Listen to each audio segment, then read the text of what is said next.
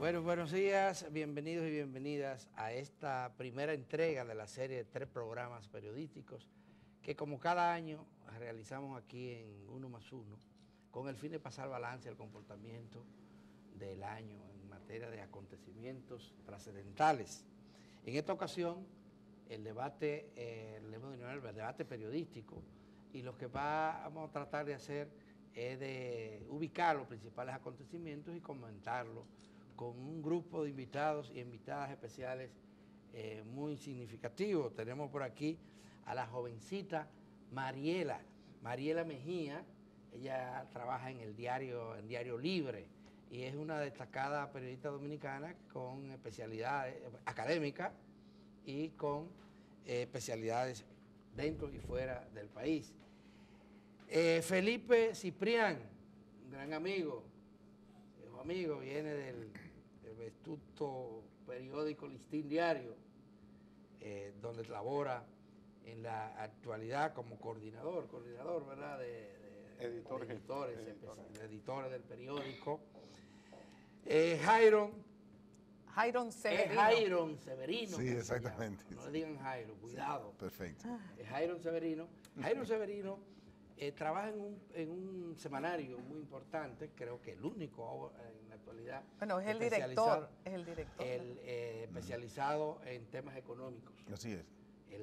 El dinero. Así es. El dinero. Jairo es el director de ese periódico. Y ustedes conocen a Altagracia Salazar, quien trabajó aquí en distintos roles en este canal.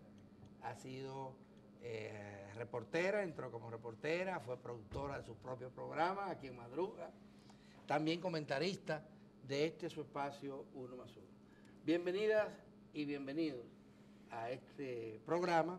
Y bueno, de lo que se trata es, repetimos, de pasar balance a los acontecimientos del año. Así es, y para pasar balance a qué ha sido este año que ya casi nos deja, el año 2018, vamos a empezar con la benjamina del grupo, Mariela Mejía, para auscultar, para ver cuál es su opinión, cuáles han sido los acontecimientos que han marcado el año 2018 en República Dominicana. Buen día, gracias por la invitación. Bueno, habría que comenzar por qué renglón, porque siempre hay temas que se destacan dependiendo el área, pero quizás para comenzar, uno de los temas que más se ha destacado este año ha sido las relaciones que entabló nuestro gobierno, nuestro país, con la República Popular de China. Lamentablemente esto generó que rompiéramos con Taiwán, que teníamos ya más de 70 años reconociendo esta isla como un territorio independiente, y de repente cambiamos ya de parecer. Esto motivó a que haya cuestionamientos de parte de otros países a la decisión que tomó nuestro gobierno, pero generó una apertura comercial que se estaba esperando a nivel del empresariado dominicano, que quería que el país se abriera a China como una potencia comercial. Y ahora hay que ver qué va a pasar, porque el gobierno tiene una meta de traer esos turistas chinos a la República Dominicana. En este punto es bueno destacar que el turista chino, según pude conversar, que estuve en China este año, alguien del sector me comentó turístico, que el turista chino tiene un interés de ir a lugares donde haya seguridad. Y la República Dominicana adolece, sabemos esto, de un componente de la seguridad ciudadana. Hubo inclusive una encuesta que dijo que el turista de la China tiene un 47% de interés de ir a lugares donde haya seguridad ciudadana. Y hay que ver cómo el país responderá a esta necesidad que tiene ese sector de atraer un turista que venga a un país donde estén las condiciones para que pueda andar libremente, sin temor. Quizás Jairon pueda hablar más de este tema, porque él es el que sabe de economía. A ver si Felipe Ciprián nos ubica un poco cuál es. Vamos a hacerlo así, que mencionemos cada uno un acontecimiento, luego tenemos oportunidad de comentar. No, porque el tema de China, obviamente, que tiene varias formas por donde verlo. Correcto, entonces hay que analizarlo. Tenemos tiempo para comentarlo. Sí. Vamos a durar aquí 2 horas conversando con la audiencia. Ciprián, ¿cuál es el acontecimiento más trascendente de del año uno de los acontecimientos más trascendentes, además de este que ha mencionado Mariela. Bueno, muy buenos días para ustedes y para mis compañeros panelistas, así como para los televidentes que siguen en este espacio ya por más de 2 décadas. 3 décadas, bueno. Un chin más. Los felicito, sinceramente. Bueno, para mí hay muchos acontecimientos que pudiera resumirlos rápidamente, aunque no entre en consideraciones de fondo. Pero me parece que aquí el país vivió durante este año un interesante proceso político, y es un proceso definido esencialmente por un matiz de acondicionamiento de las condiciones para una nueva postulación del presidente Danilo Medina, que yo advertí en octubre de 2017, frente a todos los pronósticos de los analistas. Yo comencé a decir que la agenda del presidente era clara hacia buscar un espacio para introducir su candidatura nuevamente por el Partido de la Liberación Dominicana. Ese es un elemento que yo más adelante puedo tratar de argumentar al respecto. Creo que el país tiene una característica también singular, y es el hecho de que no tiene una oposición política al gobierno. Y por el contrario, hay una oposición social que demuestra que pudo haber una oposición política y no la hay. Entonces tenemos una locura. Tenemos partidos que no son oposición y tenemos oposición, que se puede llamar por su nombre, Marcha Verde, que no es partido. Es decir, es de verdad una situación dramática para las perspectivas de alternabilidad democrática. Y después aquí entonces están los acontecimientos que ya son cotidianos por años. Persisten los feminicidios, ya vamos acercándonos al centenar de mujeres asesinadas por su pareja o expareja. Persiste la inseguridad ciudadana en el país. Y como puedo citar eso, puedo citar otros problemas, como son los problemas de abastecimiento de agua, que crean entonces situaciones de salud muy graves en el país, y así por el estilo. Es decir, hay una característica en el país que los graves problemas persisten y las alternativas democráticas están bastante pesimistas. Sí, vamos a ver cuál es la visión de Jairon Severino, director del Dinero. Bueno, gracias. La verdad que han puesto unos temas bastante fuertes, y por supuesto que cuando hablamos de debate, creo que el tema de la corrupción no salió de los medios nunca. Visto desde cualquier punto de vista, la corrupción como quiera nos afecta, y creo que los últimos acontecimientos en términos de hechos lamentables tienen mucho que ver con corrupción, el tema corrupción, y para eso obviamente podemos analizarlo un poquito más adelante con amplitud. Bueno, mi fuerte es la economía, y por supuesto que la relación con China es un tema que hay que analizarlo desde el punto de vista económico, el impacto que tiene para República Dominicana. Este año también se anunció la compra del Banco Progreso por parte de Scotiabank, y creo que es un acontecimiento que merece la pena valorarlo. Este año también el presidente Medina fue y le dio un botón en Punta Catalina, ese proyecto tan cuestionado, y que por supuesto hoy día está en la palestra, justamente esperando a ver qué sucede. Ya recientemente también llegó el primer barco de carbón a ese puerto, un puerto bastante amplio, 1.6 kilómetros de longitud. O sea que por ahí andamos en la parte de economía. Creo que el tema de China, como quiera, es importante recalcarlo en este tipo de debate, y lo que dice aquí el señor Felipe Cipriano. Sí. Doña Altagracia. Yo creo que el tema de la reelección sesgó todo el acontecer político de la República Dominicana. La aprobación de la ley de partidos estuvo sesgada por la reelección. El conflicto interno en el Partido de la Liberación Dominicana estuvo sesgado por la reelección, y hasta Punta Catalina ha estado sesgada por la reelección, porque muchos de los esfuerzos que ha hecho el gobierno de Danilo Medina, por lo menos en términos de medios de comunicación, echar a andar Punta Catalina, están asociados al afán reeleccionista. La gente que sabe de electricidad te dice que con suerte Punta Catalina haga algo a partir del año que viene, pero un presidente que se quiere reelegir y que tiene en Punta Catalina su buque insignia, no puede jugar a que eso fracase. Yo creo que el tema es la reelección y que el problema del PLD, lo que pasa en la oposición, la manera en que se aprobó la ley de partido, todo tiene que ver con el interés de Danilo Medina. Yo no estoy diciendo que es posible o que no, pero creo que el interés de Danilo Medina y su cohorte con H en el medio, por quedarse en el poder, es lo que han sesgado este año en la República Dominicana. Hay algunos otros acontecimientos que merecen ser mencionados. Tengo las tensiones entre las relaciones dominico-haitianas, han matizado el debate durante todo el año, no sé qué ustedes piensan. Y el otro hecho interesante dentro del marco de la lucha contra la corrupción es el sometimiento a la justicia de un grupo de políticos acusados de haber aceptado soborno en el caso de Odebrecht.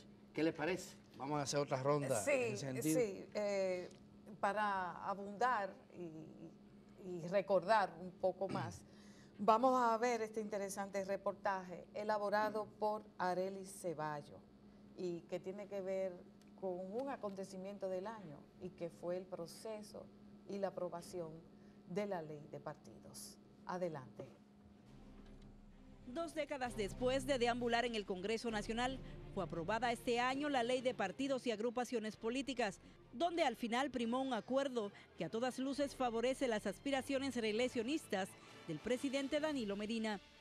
Con el número 33-18, fue bautizada dejando de lado acuerdos entre las organizaciones políticas que llevaban más de 2 décadas trabajando para presentar a ambas cámaras una ley que regule, entre otros puntos, el financiamiento. Los congresistas aprobaron, entre otros puntos, la limitación del periodo y las campañas para las candidaturas, que deberán realizarse a lo interno de los partidos, en locales cerrados sin vallas, afiches ni pintura. Establece además que los candidatos no podrán, antes de que se declare abierta la campaña electoral, colocar publicidad de radio ni televisión, reduciendo así la inversión, que siempre había sido desigual. En esta ley se mantiene una distribución desigual del financiamiento estatal para los partidos, destinando el 80% para las organizaciones que obtengan más del 5% de los votos. Para controlar el financiamiento político a costa del Estado y de actividades ilícitas, los partidos tienen el compromiso de colocar en Internet un registro de contribuyentes con nombres y apellidos. Las mujeres ganaron un punto, consiguiendo un 40% de las candidaturas, y se estableció que los partidos actualicen un padrón. La ley limita las precampañas electorales a meses y pone límites al transfugismo, además de obligar a los partidos a actualizar ante la Junta Central Electoral el padrón de sus miembros cada año. Contempla la ley que sea la Junta Central Electoral el organismo encargado de organizar las primarias simultáneas, abiertas o cerradas, lo que a todas luces complica la emisión de resultados por la cantidad de aspirantes que participan. Mucho antes de aprobar la ley, el presidente de la Junta, Julio César Castaños, advirtió sobre las dificultades de organizar primarias simultáneas, lo que implica una inversión de 5.000 millones de pesos. Leonel y el grupo que le sigue se opusieron de forma rabiosa a la aprobación de la ley con primarias abiertas, conociendo las ventajas para quien gobierna de ofrecer dádivas y ser favorecido con el voto de la gente. La aprobación de la ley de partidos con primarias abiertas también rompió con el grupo opositor al gobierno. La pelota está ahora en la cancha de la Junta Central Electoral, que tiene la prueba de fuego de organizar las primarias abiertas simultáneas. Bueno, vamos a continuar ahora esta ronda con Felipe Ciprián, quien anteriormente puso en la palestra, en el menú, una serie de temas, principalmente cómo la reelección o las aspiraciones reeleccionistas del presidente de la República y su grupo han estado impactando los principales acontecimientos de República Dominicana. Así que tiene el chance de abundar, de profundizar sobre, un poco sobre eso. Sí, bueno, yo creo que el mismo reportaje que acabamos de ver de Arelis Ceballo demuestra las dos premisas, para decirlo de alguna manera, que yo planteé. Es decir, la persistencia de un interés de parte del presidente Danilo Medina de buscar una brecha para poner su candidatura nuevamente por el Partido de la Liberación Dominicana a la presidencia de la República, y la inexistencia de la oposición. No hay nada que lo demuestre más claramente que lo que sucedió con la aprobación de la ley de partidos. Ustedes conocen, y los amigos televidentes que también son muy seguidores de la política, conocen que aquí, tras las elecciones del año 2016, que se reeligió el presidente en medio de una serie de escándalos de manejo de la situación electoral, de administración del conteo de votos y demás, bueno, pues surgió el bloque opositor, que fue un bloque inicialmente de unos 11 partidos, que se llamaron ellos opositores, pero hicieron muy poco de oposición, y que comenzaron a postular elementos para crear mejores condiciones para participar en las próximas elecciones.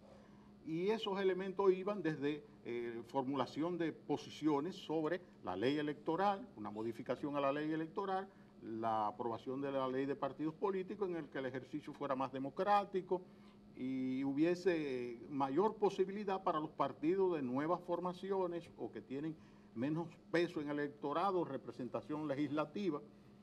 Pero resultó que precisamente porque no había partidos verdaderamente opositores que concitaran a las grandes mayorías nacionales, la ley de partidos que surgió fue una especie de guillotina para esos partidos y un afianzamiento de los partidos más grandes. Le vamos a llamar partido por un comodín para que la gente sepa a qué nos estamos refiriendo, pero no son ningunos partidos. ¿Quién ha visto un partido donde los principales dirigentes no se cambian? Como es el caso del Partido de la Liberación Dominicana, que tienen más de 20 años y no se cambian. ¿Quién ha visto un partido donde otro partido, el Partido Revolucionario Moderno, donde los dos principales dirigentes no se eligen? ¿Quién eligió a Hipólito Mejía en el Comité Central o como se llame del PRM? ¿Quién eligió a Luis Abinader? Nadie. Pero hay otros partidos que son familia también.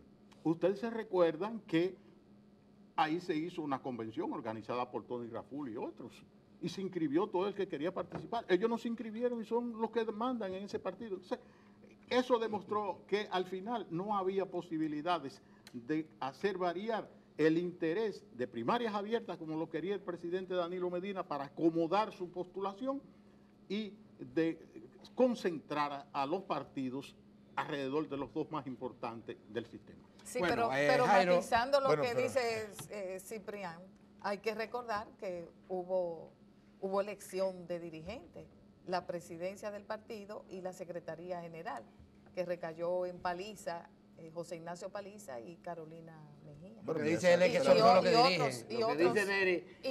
Y los demás, y los demás, pero sí estuvieron sometidos al escrutinio, o sea, a unos comicios. Sí, pero no son los que mandan. Los que se eligieron no son los que mandan. Bueno. Mírenlo en los hechos. Ellos lo señalaron ellos dos. Bueno, sí. Y yo pregunto, no tanto a usted, Ana Mintila, yo pregunto, ¿quién decidió en el PRM cambiar la posición de primaria cerrada en la ley electoral a primarias abiertas? ¿Quién lo decidió? ¿Usted se recuerda alguna reunión del Comité Central del PRM o algún organismo del PRM que decidiera cambiar la posición de los legisladores del PRM de primaria cerrada a primarias abiertas? Bueno, ahí está. Ciprián insiste en que el tema político, el tema de la reelección ha sido uno de los acontecimientos importantes. Jairo. Y la incapacidad de la oposición. Jairo hablaba de esto que el turno a usted, y hay dos cosas. Hablaba de Punta Catalina. Pero quiero apuntar algo. Puede apuntar algo porque... Puede apuntar lo que quiera, pero quisiera enfocarlo en la parte económica, que es su fuerte. Sí, es muy fuerte. Y es verdad. Pero la política nos toca a todos. Claro, por supuesto, y tiene derecho a hablar sobre eso. Pero quisiera recalcar un poco de lo de Punta Catalina. Usted resaltó algunos de los elementos positivos. Casi tenemos a Punta Catalina produciendo. Pero hubo cuestionamientos durante el año muy serios adicionales a lo que se vienen haciendo desde que se inicia ese proyecto. Uno de esos cuestionamientos, uno de los escándalos, si se quiere, tuvo que ver con el sobreprecio que hay que pagar y la deuda que el gobierno dominicano está disputándose con la empresa constructora. Sí. Eso por un lado. Y por otro lado, un elemento de la economía que quisiera que usted nos ilustrara es el tema del endeudamiento externo. Por supuesto. Que estuvo durante todo el año en debate. Bueno, la verdad que en el caso de Punta Catalina es tan sui generis porque Punta Catalina hubo una promesa en principio de que solo costaría 1.945 millones de dólares y que una parte de ese dinero llegaría a través del financiamiento, pero obviamente explotó el caso de Odebrecht y eso echó para atrás todo. Así que el dinero no llegó y hubo dos elementos que se combinaron para que el proyecto no se detuviera. Una es, por supuesto, la rebaja del petróleo en ese periodo y eso ayudó a que el gobierno tuviera dinero suficiente para, o fluidez, algún tipo de flujo de caja para que el proyecto no se detuviera. Entonces, ese dinero que no llegó, que solo llegó una partecita del financiamiento de Europa, pero el que debía llegar del lado de Brasil, pues claro que no llegó. Y el gobierno lo que hizo fue que el dinero que se iba ahorrando, ahorrando no, quizás el que no tenía que gastar en el asunto de la factura petrolera, pues lo desvió para el proyecto de Punta Catalina. Eso afectó la parte de inversión en comercialización. Las distribuidoras, aparte de los proyectos que son financiados por el Banco Mundial y el BID, pues también detuvieron los programas de rehabilitación de redes y de integrar más proyectos a 24 horas. El proyecto de Punta Catalina también tiene otro tema que nos dice de la mentira que quizás ha rodeado todo este proyecto, independientemente de que sea o no importante, porque como quiera, República Dominicana necesita energía. Ahora es la forma en cómo llega esa energía y cómo esos proyectos son aprobados. Y es que luego de todo este problema de Odebrecht, pues el proyecto estuvo a punto de detenerse, o prácticamente detenido. Hubo que discutir un fondo de contingencia de 336 millones de dólares que la palabra fondo de contingencia quizás no me gusta porque realmente es inversión más, es apostando a que en el proceso el país salga ganancioso cuando todos sabemos que no será así. Entonces, este proyecto de Punta Catalina indefectiblemente va a costar cerca de 2.500 millones de dólares. No hay forma de que cueste menos. Agréguele a eso los otros costos que son ya directamente por el Estado. Por ejemplo, la llegada del primer cargamento de carbón. Eso no estaba en el proyecto original, eso es por cuenta del Estado, porque recordemos que las plantas son del Estado, Por ahí hay una situación que habría que averiguar respecto a cuál va a ser realmente el costo de esa planta, que quiero que quede claro que lo que se cuestiona es posiblemente todo el proceso por la falta de transparencia que ha habido en cuanto a la construcción de estas plantas. Que es algo que no se puede negar y que explotó obviamente con Odebrecht. Ya el otro punto que me dice de la deuda, este año, en términos netos, la deuda pública ha aumentado cerca de 2.000 millones de dólares, 1.907 millones de dólares en términos netos. No significa que es lo que se ha tomado. La deuda pública, por supuesto, sigue siendo uno de los problemas más importantes. Y esto hay que apuntar algo. A veces uno se pregunta que cómo es que un país que crece mucho, que crece este año pudiera crecer inclusive 6.7% por encima de las proyecciones que hicieron las autoridades del Banco Central, inclusive los organismos internacionales. ¿Cómo es posible que un país que crezca tanto no tenga la capacidad de generar el flujo de efectivo y de divisas necesaria para evitar el déficit público? Es algo que uno todavía no puede explicar en términos económicos, pero ¿cómo es también que una economía que crece mucho mantiene todavía altos niveles de informalidad? Que es otro problema que tenemos nosotros. ¿Y a qué se debe eso? Bueno, quizás el Estado como tal no se encarga de motivar a que las personas se formalicen, a que las empresas se formalicen, por una serie de cuestiones que es bueno ampliar un poquito más adelante. Sí, bueno, Altagracia Salazar en su turno, hay que recordar que Salazar afirmó que todos los acontecimientos, la mayoría de los acontecimientos estaban sesgados por la reelección. Por el interés reeleccionista. Exactamente. Por el interés reeleccionista, porque hay que decir que yo pienso que el interés reeleccionista del grupo económico que representa Danilo Medina, que así es que hay que verlo, sesga lo que es la vida nacional. Ahora, no estoy de acuerdo con Neri en el sentido de que el proyecto reeleccionista que lidera Danilo vaya en coche. El país del año 2018 no es el país del 2014. La economía del 2018 no es la economía del 2014. La imagen pública del 2014 no es la imagen pública del 2018. Aún esa oposición, que ese bloque no era ningún bloque opositor, ese bloque fue una junta a propósito de un proceso electoral engañoso. Pero no es verdad que los vinchos caben con el PRM. Que se juntaran en un momento, usted sabía que desde que salieran los intereses de Leonel Fernández a relucir, los vinchos iban a ir de ahí.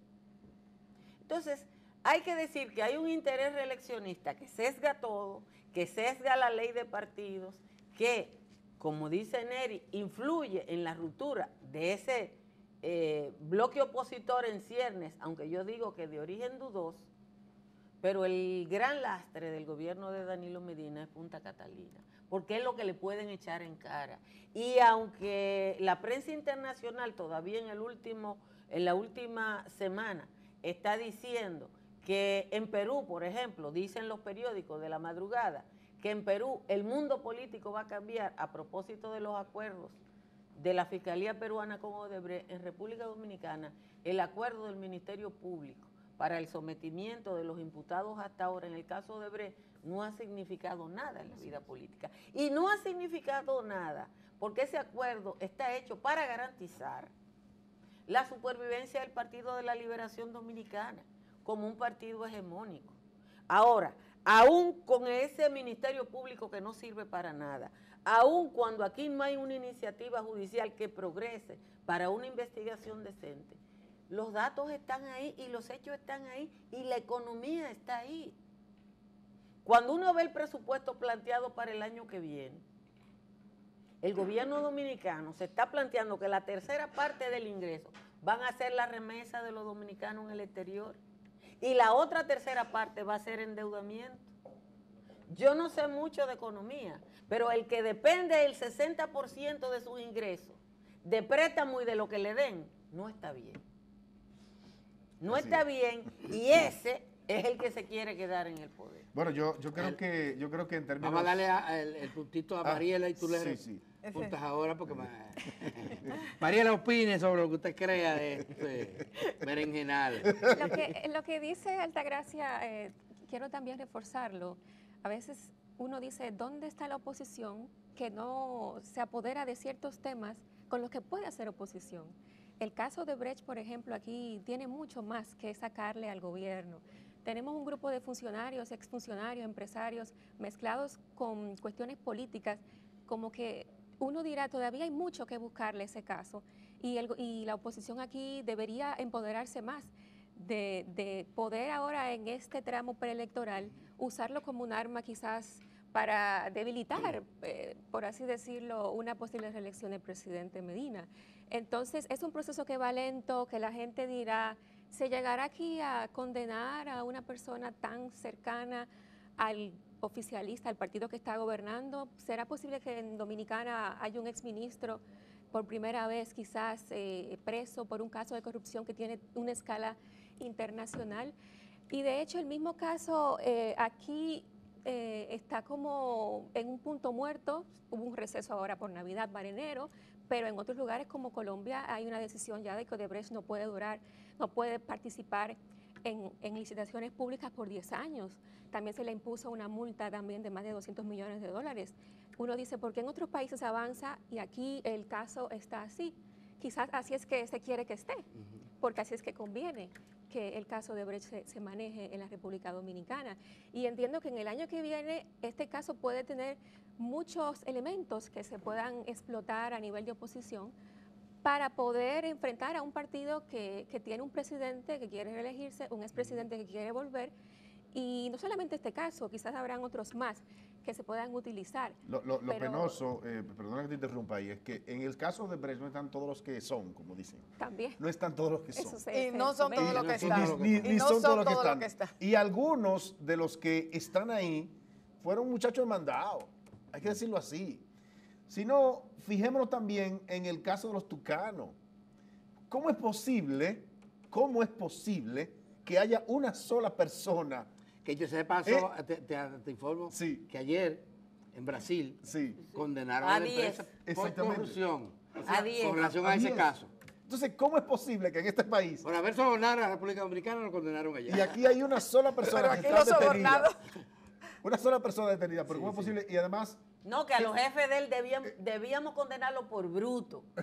Porque ¿cómo es posible que 2 jefes de la Fuerza Aérea y 2 ministros de la Fuerza Armada Así es. permitieran que un coronelcito exactamente. aceptara sobornos sin ellos darse cuenta? Por bruto debemos trancarlo. Y ese Señores, caso, otra cosa señores. que es bueno recordarlo, de ese Sí. caso, recuérdense que ese proceso fue declarado de urgencia. Así es. La compra de esos aparatos de urgencia. ¿Y quién lo declara de urgencia? El Poder Ejecutivo, ¿Y quién era el jefe del Poder Ejecutivo? el presidente Fernández. ¿Y qué Congreso lo hace? Bueno, Bueno, yo Mira, preguntaría, mira, y yo le preguntaría bueno, yo a ustedes, respondí porque esa es la espérense, realidad. pero yo le preguntaría a ustedes que están tan entusiasmados hablando de estos temas, ¿y dónde está la prensa? Y la prensa y Bien, su gracias. rol. ¿Existen los y- periódicos y en a República propósito- Dominicana A propósito de la prensa. que se pueda publicar A lo que propósito, se a debe propósito de la publicar? prensa ha estado insistiendo siempre en que no hay oposición, que es el mismo discurso del gobierno.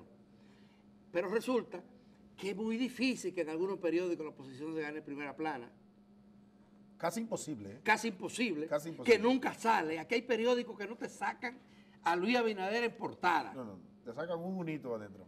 Y sin embargo, Y la marcha verde la sacan. la marcha verde la han tenido que sacar obligado. en Déjame algunos momentos. decirte lo de la Marcha Verde, porque yo estaba ahí. Cuando se hizo la primera rueda de prensa anunciando la Marcha Verde, lo publicó un solo periódico, el periódico Hoy, y abajo en letra chiquita. Esa rueda de prensa primera, que se convocó la primera marcha, y yo recuerdo que yo le dije a los Pero compañeros, el día que salió... Ese la enero. primera marcha. Y la O sea, otra, en la víspera de enero 2017. La primera del marcha 17 de enero del 2017 se hizo una rueda de prensa. Y yo recuerdo, yo lo tengo y yo le dije, no se apure a los compañeros, que lo que se necesita es una foto que los periódicos no puedan dejar de ver. Y esa foto apareció porque se movilizaron decenas de miles de personas y no pudieron obviarla. Pero después tuvimos la portada falsa. Después tuvimos la portada falsa. Y hay en países que por decencia los medios no aceptan eso. Claro está que por suerte quien cobró la portada falsa fue el gobierno, pero la experiencia de los medios dominicanos es que aquí hay muchas cosas que no salen. Por suerte ya se ha controlado lo de la visita sorpresa, porque yo una vez le puse una tarea a un grupo de estudiantes y durante 24 semanas todos los periódicos dominicanos sacaron la visita Pero sorpresa. sigue saliendo los lunes en portada. Visita a la que ningún periodista va. Va, a la que ningún periodista va, y lo que hay es una nota de prensa y los periódicos te la publican, pero 24 semanas de portada. Eso no pasa en ningún lugar del mundo donde hay un ejercicio de periodismo decente. Mira, Bueno. pero yo creo que ustedes están siendo muy severos con una parte de la prensa, que es la minoría. La mayoría de la prensa es televisiva, radial, digital, redes sociales. Y ustedes están cargando contra la prensa. Bueno, porque escrita. la prensa tradicional es la que más influencia tiene no. en los Ah, poderes tiene más fácticos. influencia. Ah, está bien. En República Está bien. Dominicana, el medio que más influencia tiene estudiado es la televisión. Sí, sí. Ahora tú tienes una multiplicidad de ofertas televisivas que te determina mucho lo que sale. Y tienes además una incapacidad de los propios canales por tema económico de garantizar una cobertura adecuada. aquí la gente que cubre el Palacio Nacional va en un camión a los actos del presidente y todos los medios tienen la misma información con las mismas imágenes. Si hay alguno que hace algo diferente, yo voy a ser feliz. Mira, pero hubo algo, y perdóname, Hernando. Sí, ¿Cómo no? ¿Cómo no? Hubo algo. Fue la Sociedad Dominicana de Diario la única entidad en este país que se paró, sacó un documento y emplazó al gobierno, al presidente Danilo Medina, a que hable con los medios, a que revierta esto. No lo ha hecho la televisión, no lo ha hecho las redes, no lo ha hecho nadie. De manera que no se puede estigmatizar a los medios. Mire, esa es la realidad. Los medios no se van a hacer eco de cosas que no sean importantes. Si un partido, por sencillo que sea, produce un acontecimiento importante, bueno, pues eso lo reseñan los periódicos, es imposible que lo ignoren. Ahora, si es el declaracionismo político vacío, vacuo de este país, al que estamos llenos por todos lados los medios, entonces los medios y los directores son selectivos. Pero es el único caso en este país, y se produjo este año, en el que se pide claramente al gobierno que hable con los medios, que hable, y eso lo hizo la Sociedad Dominicana de Diario. Pero ¿qué pasó? ¿Qué pasó? El presidente se sentó a hablar con Yana Tavares, nuestra colega. No, Ana Mitila, porque los medios no son aquí como son en Nicaragua y en Venezuela. Aquí no pueden conspirar contra el gobierno. Felipe, porque yo fui que introduje... Pero eso no es conspirar contra el gobierno. Perdona. Mira, como yo introduje el tema, justo de la oposición, mira, hay muchos estudios. Hay montones de tesis que te han hecho aquí estudiantes, grupos estudiantiles sobre solo la portada de los periódicos. Sí, así es. Muchísimos estudios. Y han comparado acontecimientos de uno y de otro, donde ciertamente hay una discriminación, hay una preferencia clarísima. Y que es que el gobierno tiene mucho dinero. El gobierno invierte casi 5.000 millones de pesos todos los años en publicidad. Tú vas a pensar que la visita sorpresa, 6 años, 7 casi ya, de gobierno, ¿no?, sea objeto de portada en todos los diarios o en los principales diarios. Ningún diario ha enviado a ver cómo están algunas de las visitas. No se le permite ir. Solo la sociedad, y tienes razón, solo la sociedad, y es increíble que el Colegio de Periodistas, ni los gremios periodísticos hayan hecho eso, pero no solamente la Sociedad Dominicana de Diario. En los medios hay mucha gente valiente y mucha gente consciente de su responsabilidad. Y en la televisión, lo hemos estado diciendo mucho, pero muchísimas veces. Pero no lo ponen caso. Sí, antes que termine. Creo que también el gobierno actual tiene un control de lo que sale en la prensa, de lo que sale en los medios. De hecho, se habla de que hay equipos que están preparados para debatir en las redes cualquier tema y acallar cualquier tema. De hecho, un periodista que quiere entrevistar a un funcionario de un nivel técnico tiene que pedirle permiso al ministro y tiene que haber una burocracia para que te den una información hasta de una estadística. Entonces, el gobierno dominicano actual tiene un control muy poderoso de lo que quiere que salga en la prensa y de lo que no. Y tenemos que incluir ahí las relaciones que hay, los intereses que hay en los medios de comunicación actual. Pero, por ejemplo, yo he percibido que hay una línea clara de que un funcionario no hable de X tema para que el tema se disipe en la prensa y no se siga hablando de esto en días subsecuentes. ¿Por qué? Para que el tema se olvide y la denuncia que se hizo pues se diluya en el tiempo. Y esa es la línea que yo he percibido como periodista que ha seguido este gobierno, de acallar temas, decir no hablen de esto, hablen de lo otro y den una respuesta diplomática a un tema importante para que la gente se olvide como... Mira, y vamos a olvidarnos de esto, Altagracia, hasta ahorita. No, yo para quiero que decirle una cosa. La Presidencia de la República produce cada día una recomendación a la red de comunicadores del gobierno que está establecida, que se hace, que yo tengo muestra aquí de cómo sale todos los días. Esa recomendación es de cada uno de los temas, cómo debe ser abordado. Yo la tengo, porque por suerte tengo fuentes que me la hacen llegar. Entonces, en un país donde hay más de 3.000 personas vinculadas a los medios de comunicación, que reciben todos los días esa guía de qué hablar y cómo debe abordar el tema. Señales del día. Así mismo, la señal sí, del día. Sí, el nombre fue Y Carlos te dicen Dores. la señal del día y hasta algunos repiten exactamente las mismas palabras. Si tú cambias de emisora y puedes escuchar Oye, los la misma mismos cosa. argumentos. Sí. Denme un chance para una pausa, pero antes de la pausa, para que reflexionemos, hay otro reportaje que lo ha hecho Fabiola sobre Odebrecht. Vamos a verlo, luego una pausa y volvemos. En 2018, el caso Odebrecht, catalogado como el escándalo más grande de corrupción que ha salpicado a diferentes países de América Latina y que también tocó suelo dominicano, con el pago de $98 millones en sobornos, quedó estancado en los tribunales del país.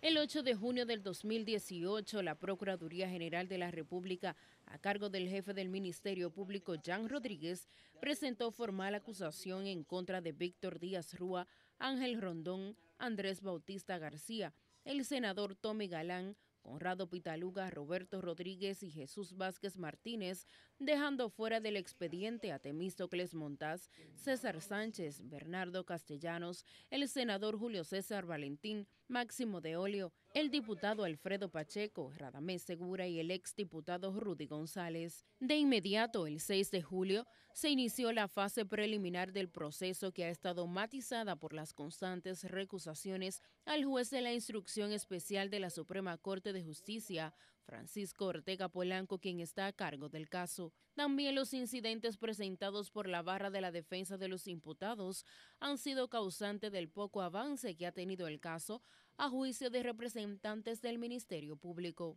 Dentro de sus exigencias están que el tribunal decline a una jurisdicción ordinaria el caso.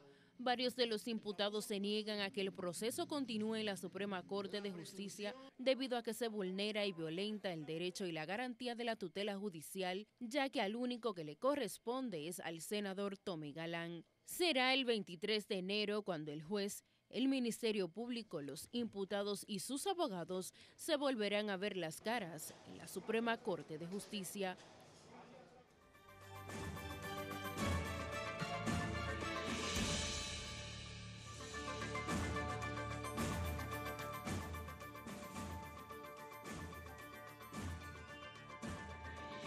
Bueno, ya vimos, acabamos de ver ahí un reportaje sobre el caso de Odebrecht, el curso que ha seguido este acontecimiento.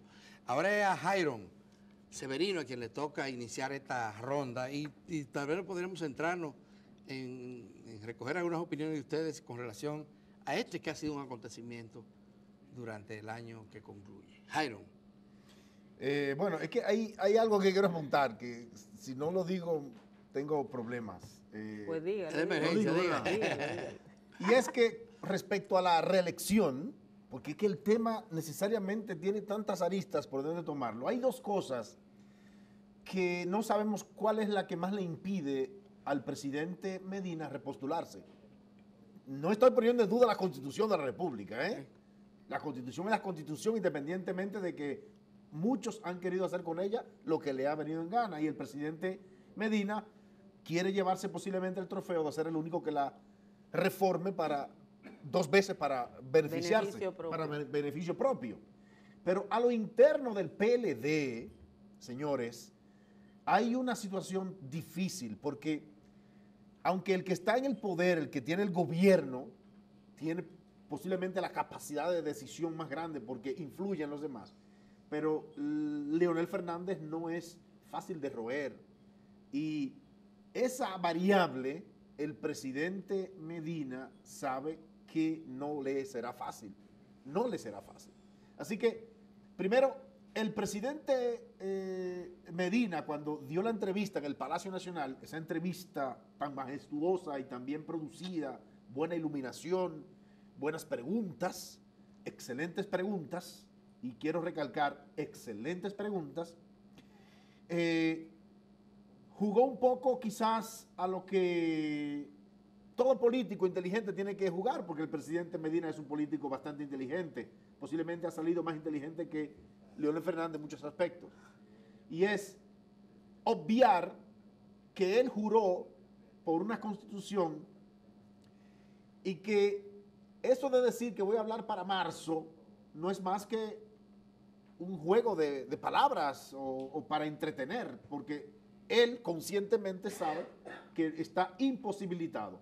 Y como dijo Altagracia ahorita, las condiciones geopolíticas o económicas o de imagen y los temas ya no son similares las situaciones a la situación actual a la que era hace 2014 más o menos, ¿verdad? Sí. Es totalmente diferente. O sea que el presidente Medina sabe que tiene situaciones que vencer. Ahora bien, lo que preocupa entonces es la debilidad de lo que deberíamos tener como oposición, porque es que no hay oposición.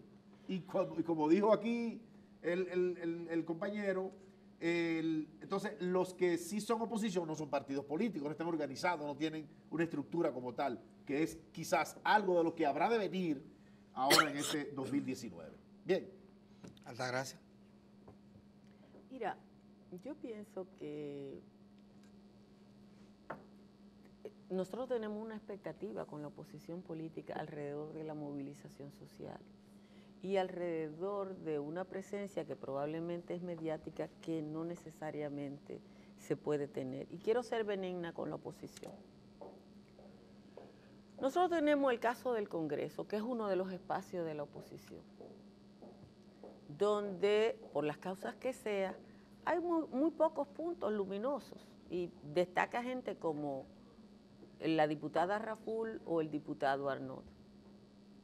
Sin embargo, las posiciones públicas de Farideh Raful se pasan 2 semanas en las redes sociales antes de salir en un periódico y volvemos a los medios de comunicación. Si tú estás esperando una posición que se refleje en los medios, ahí hay una asociación necesaria entre los medios de comunicación y las posibilidades de una oposición política. Y las responsabilidades vuelven a ese aparato de control social que tiene el gobierno de Danilo Medina. Uno no sabe hasta dónde se extiende. Creo que el discurso de aquí no hay oposición es un discurso que se ha plantado y que se ha plantado con fines electorales, que no es inocente. No es verdad que no hay oposición porque tuviste los resultados de unas elecciones en las que todavía nosotros no sabemos cuántos votos sacó Danilo Medina. La Junta Central Electoral no tiene un número de cuántos votos sacó Danilo Medina en una elección en que sabemos que lo eligió el 62%. Eso no salió, no hay un acta. Entonces, este es un país un poco folclórico, donde yo siempre digo que hay uno o hay otro país, y donde a veces damos vuelta alrededor de los mismos temas, quizás simple y llanamente porque alguien quiere que uno hable de una cosa y estamos obligados a hablar de eso. Mariela. Bueno, Mariela. Bueno, no puede sé hablar si- de ese tema o puede hablar de Odebrecht, o Bueno. del que tú quieras. Para que no digan que estamos quedándonos atacando a la oposición, como menciona el caso de Brecht, y lo tocamos anteriormente, este tema ocupó parte de este año 2018, venía 2017, va a seguir el 2019. Hay que ver en este escenario la participación de la sociedad. La Marcha Verde, por ejemplo, que la mencionó Altagracia, hay que seguirla mencionando. Hizo una movilización nacional este año que llamó la atención, la prensa tuvo que cubrirla para los que cuestionan de que si se cubre o no, pero el año que viene, ¿qué la sociedad va a demandar de este caso? Porque le dejamos mucho a los partidos, a la gente que hace opinión pública, pero ¿y los dominicanos, la población dominicana, qué papel jugará con el caso de Brecht el año que viene? Este caso se ha tornado lento, como comenté, ha habido muchos incidentes, hay un receso, era un grupo grande de 14, ahora quedan 7, hubo 8 que se archivaron, se sacaron, pero vemos ahora que el grupo que queda ha venido incidentando el proceso. Esto tiene una validez en términos Mariela, jurídicos. pero uno tiene que citarle a la gente, y perdóname que te interrumpa, del proceso de Brecht, que tú tienes a los dos presidentes del Senado que aprobaron el 6% de los contratos de Odebrecht y tiene fuera a los presidentes del Senado que aprobaron el 94% de los contratos de Odebrecht. Por eso es que dicen que Entonces ahí el faltan 94% de los contratos de Odebrecht son benditos y el 6% son malos, por lo menos para el Ministerio Público, que fue quien hizo la investigación. Concluya su idea. De hecho, sí. el procurador, cuando se le cuestionaba mucho en este caso, porque él defiende mucho este caso, su caso insignia, Claro. él decía que las investigaciones no se han detenido, que se iba a seguir buscando más involucrados, pero hemos escuchado personas nuevas en este caso. Hasta ahora el expediente se ha centrado en este grupo y hemos visto que han salido otras personas. Por eso es que la gente siempre dice, estarán todos. En otros países se han llegado a cuestionar a los presidentes y expresidentes, pero aquí Danilo no ha salido como un hombre posible de investigación, cuando en su gobierno se han firmado contratos de los más importantes con Odebrecht. Leonel tampoco ha salido en ningún expediente. ¿Será que este país ha sido el que ha sido menos corrupto en este caso? ¿En los otros las cosas han sido peor?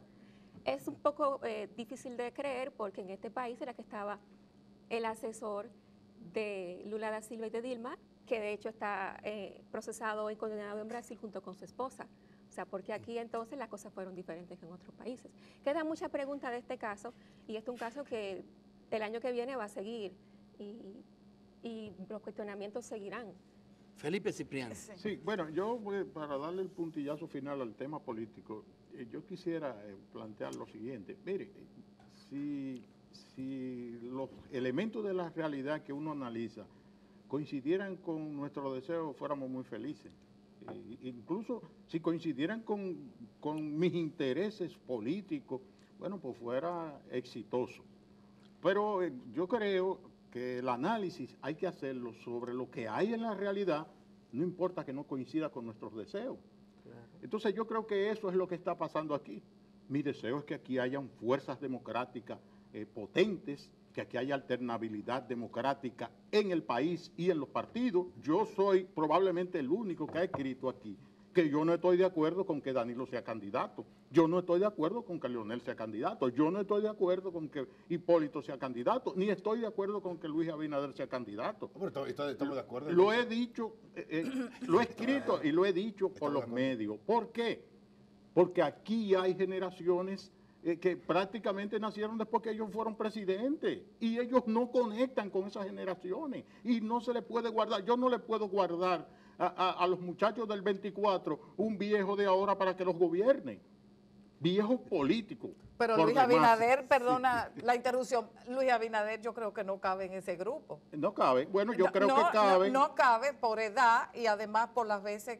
¿Cuántas veces se ha postulado? Una vez. Solamente una vez. Perdóname, escúchame. O sea, no, a diferencia de los otros, no ha sido presidente. Óyeme, ustedes están reclamando aquí con justicia que los medios sean exigentes, que los medios sean defiendan las causas democráticas. Entonces yo te pregunto, ¿por qué razón es bueno en Estados Unidos que Michael Dukakis, que era un gobernador estrella en Estados Unidos, fue candidato y perdió y se retiró para siempre y no vuelve más? Aquí no. Perdón. Entonces, Luis Abinader fue candidato vicepresidencial con Hipólito, perdió. Fue candidato presidencial frente a cosas, perdió. Entonces, hay que guardarle un candidato, sea él, porque yo no tengo nada contra él, todo lo contrario. Tú estás abogando por más democracia. Es el más joven. Pero yo lo que digo es que aquí no se puede impedir el paso a las generaciones, porque ¿qué busca un militante dentro de un partido político si no tiene derechos? Si los reyes de los partidos son los que deciden, en el PLD, en el PRM, en el Partido Reformista, en todo, ¿qué busca? Y si además de eso ya tampoco tiene ahora primarias abiertas, que tampoco decide internamente a quién va a elegir como su candidato y va a elegir como su dirigente interno. De manera que... Hay que recordar ahí, Neri, toda esta cultura autoritaria que ha tenido el pueblo dominicano durante mucho tiempo. Yo siempre recuerdo un dato, hice los cálculos y lo repito muchas veces, de que en los 174 años de construida de la República Dominicana, 2/3 de esa historia, 2/3 han sido gobernados por 7 hombres nada más. Pedro Santana, Buenaventura Báez, Lili, Trujillo, Balaguer y Leonel Fernández. Así es. Óigame, un país que solamente la experiencia influye en la gente, porque los regímenes democráticos han sido efímeros. Aquí, fíjate cuánto duró Juan Bosch, 7 meses, y tú vas a seguir buscando la historia y todos los regímenes democráticos han sido efímeros acá. Y entonces es tan difícil que la gente entienda eso que está planteando y con lo que yo me adhiero. Necesitamos más democracia. Y mayores, más participación, nuevas propuestas, porque lo que dice Ciprián tiene razón. Es como si no hubieran más cerebros en el país. Hay más opciones y creo que los medios tradicionales quedarán relegados desde el punto de vista de esas nuevas opciones, que están utilizando mucho las redes sociales, por ejemplo. Hay nuevas opciones, bueno, con o sin posibilidades, pero son nuevas opciones que están surgiendo ahí y quizás le falta un poquito más de contenido, un poquito más de fuerza en cuanto a lo que proponen. Pero los medios tradicionales deberán entender que ya no serán el único canal, la única vía de comunicación. La televisión, por supuesto, que tiene la mayor participación todavía en un país como este en el que todavía hay una gran brecha tecnológica, y los periódicos, aunque son todavía ese símbolo de poder y de influencia, pero las redes sociales, los medios tecnológicos, los diarios digitales tienen un espacio ahí abierto, y creo que las nuevas propuestas, como habrán de llegar, porque realmente, y me inscribo en la misma lista de Ciprián, en este país deberíamos ya no pensar en que tengamos de nuevo a Leonel Fernández como candidato, a Danilo Medina como candidato, a Hipólito Mejía como candidato, porque no es posible que un presidente, con el caso de Leonel Fernández, que tuvo tres periodos, él no puede decir ni siquiera que solucionó un problema fundamental del país, y que en su país, en su gobierno, su primer gobierno, se aprobó una ley de educación que nunca aplicó, por ejemplo. O sea, cosas tan fundamentales como esa. O sea, ¿cómo yo, de cara dura, puedo presentarme de nuevo ante electores prometiéndole cosas que tuve oportunidad de resolver y no lo hice? Déjame defender a los políticos dominicanos. Defender. Este es un país donde la gente no se jubila. ¿Cuándo se ha jubilado? En ningún ámbito de la sociedad. ¿Cuándo se ha jubilado un director de periódico en la República Dominicana? No, se mueren siendo directores. Los guardias lo ponen en retiro y se mueren tratando de que lo vuelvan a poner el uniforme. O sea, hay una conducta en la sociedad que se niega al relevo. Y eso pasa en la política y pasa en la vida. Ahora, hasta en los sindicatos. Hasta en los sindicatos. Cuando yo vine a estudiar, Gabriel del Río era el secretario general de la CAS. Cuando yo vine de Nizao en el 79. Entonces, esta es una sociedad que niega el derecho al relevo y lo niega en la política. Ahora bien, tú no puedes impedir el paso del tiempo, ni puedes parar la historia. Hay un proceso que es natural y donde hay fuerzas que están rompiendo brazos para salir y que incluyen los medios de comunicación y que incluyen todo. Pero no me le eche la culpa nada más a los políticos, porque es en todo que la gente se niega a dar paso a otro. Hay que recordar también, señores, después Trujillo, 31 años, ¿verdad? En el poder. Después de Trujillo. ¿Por qué lo quitaron? Después de Trujillo, la historia dominicana es todo matizada por 3 caudillos. Juan Bosch, que era un caudillo democrático, pero era un caudillo. Sí. Peña Gómez y Joaquín Balaguer. Y durante la década del 60, el 70, el 80 y el 90, fueron esos 4 los que estuvimos viendo, siendo candidatos, no candidatos, poniendo, quitando. La sociedad dominicana, señores, ha sido autoritaria. Vuelvo con la tesis. Hasta que llegó Leonel Fernández al poder, en el año 1996. Leonel Fernández, para que tú tengas una idea de algo tan simple, es la primera vez que a un candidato lo llaman por su nombre. Tan simple como eso, que hablábamos de Balaguer, Bosch y Peña Gómez, que el uso del nombre no existía. Y eso implicó un cambio. Ahora, lo que yo no sé es si Leonel Fernández y Danilo Medina no se dan cuenta de que a ellos le toca la hora del cambio también. Y le toca a Hipólito Mejía. Bien. La hora le toca. Hay otro tema, Bueno, señoras y sí, señores, sí. que Vamos para lo que debemos de pasarle balance, ¿verdad? Sí, Para mentirla. sí, cómo no. Y es un tema que divide a la sociedad dominicana. Vamos a ver un reportaje sobre el tema haitiano, las relaciones República Dominicana-Haití, a cargo de Carla Polonia. Adelante.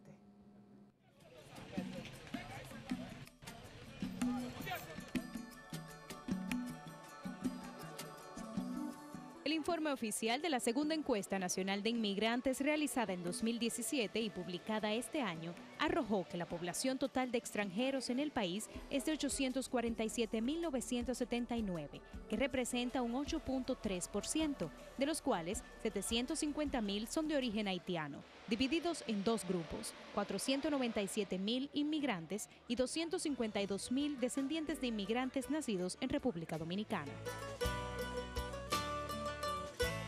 En octubre, la Dirección de Migración concluyó la segunda fase del Plan Nacional de Regularización, donde más de 200.000 extranjeros, en su mayoría haitianos, depositaron sus documentos. Este año, al menos en 4 ocasiones, el Ministerio de Defensa anunció el envío de cientos de militares a la zona fronteriza, con el objetivo de regular y reducir violaciones de las leyes como el contrabando, migración irregular, tráfico de armas, narcotráfico, entre otros delitos. Además, se creó la Unidad Fuerza de Tarea Conjunta e Interagencial, denominado Cerco Fronterizo.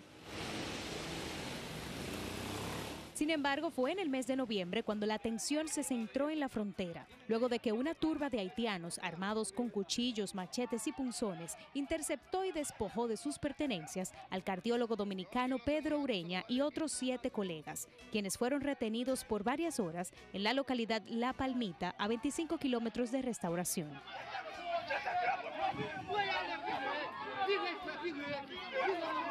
Este hecho provocó la exacerbación de los ánimos nacionalistas, surgiendo días después un movimiento identificado como Antigua Orden Dominicana, con el supuesto propósito de defender la soberanía nacional, alegando que en la frontera no hay seguridad. Le quitan un motor a un dominicano.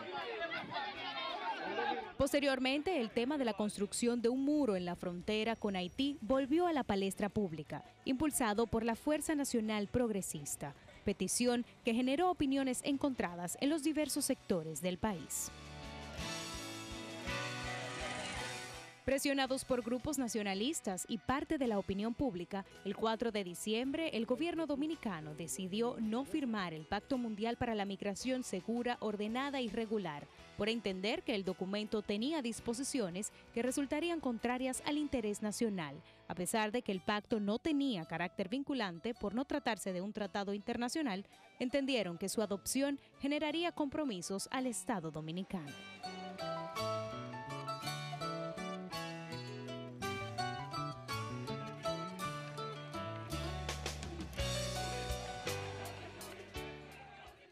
Ustedes vieron en el reportaje un tema, y ustedes dijeron ahorita en la primera ronda de que las relaciones dominico-haitianas estuvieron muy tensas este año y el nacionalismo se elevó a su máxima potencia tal vez acá, y ese fue uno de los temas de debate durante todo el año. Quisiera oír las opiniones de ustedes con relación a este acontecimiento, cómo ha afectado las relaciones dominico-haitianas, qué es lo que debemos de hacer frente a una realidad. La isla está dividida en dos naciones. Hay dos repúblicas en la misma isla y parece que estamos condenados a seguir ahí. Parece no. Yo no sé, porque alguna gente cree como que vamos a buscar una bomba atómica para borrar el otro lado. Y tal. Le toca ahora comenzar Altagracia Salazar. Mira, yo pienso que las relaciones entre República Dominicana y Haití no han tenido ningún cambio significativo este año, porque nada de lo que ha pasado aquí ha tenido que ver con las relaciones formales entre los dos países. Aquí ha habido una oleada nacionalista auspiciada por la minúscula Fuerza Nacional Progresista, que es un partido que lo único que ha sacado es un regidor en Laguna Salada, pero que sin embargo ha desarrollado un discurso antihaitiano que ha calado mucho en la opinión pública, convirtiéndose casi en un discurso mayoritario. Y cuando yo digo antihaitiano, estoy asumiendo el discurso de la Fuerza Nacional Progresista, que ha dividido este país entre prohaitianos y antihaitianos, sin una diferenciación clara que le diga a la gente qué es ser prohaitiano y qué es ser antihaitiano. La realidad es que del año 2006 a este año ha habido un aumento geométrico de la migración haitiana a la República Dominicana, asociada fundamentalmente a la contratación de mano de obra barata para la agricultura y la construcción. Cuando uno ve eso, todo el mundo en República Dominicana está de acuerdo en que a esa migración hay que ponerle orden. Sin embargo, quienes tienen que ponerle el orden son los que tienen un discurso aquí en la República Dominicana diciendo que la presencia haitiana es mala y no se da un paso concreto para el orden de esa migración, sino para desarrollar oleadas discursivas en los medios de comunicación en la que decir haitiano es malo. El último éxito de ese discurso, de ese minúsculo partido que es la Fuerza Nacional Progresista, fue el rechazo del gobierno dominicano a la firma del Pacto de Migrantes. Y ahí sí viene otra vez la crítica a los medios de comunicación, porque aquí se desarrolló toda una oleada en contra del pacto. Los medios estuvieron hablando de eso y ninguno lo publicó. Entonces en República Dominicana se ha estado hablando pluma de burro, tanto en un lugar como en otro de un tema, sin que trascienda. El último hit, que es el acuerdo interinstitucional para control de la migración, es más folclórico todavía. ¿Por qué? Porque aquí hay una ley que establece que el 80% de los trabajadores de cualquier entidad debe ser dominicano y el 20% extranjero. Con el solo cumplimiento de esa ley, todo el tema se resolvería. Pero aquí no se puede tocar a los ricos, a los que tienen negocio.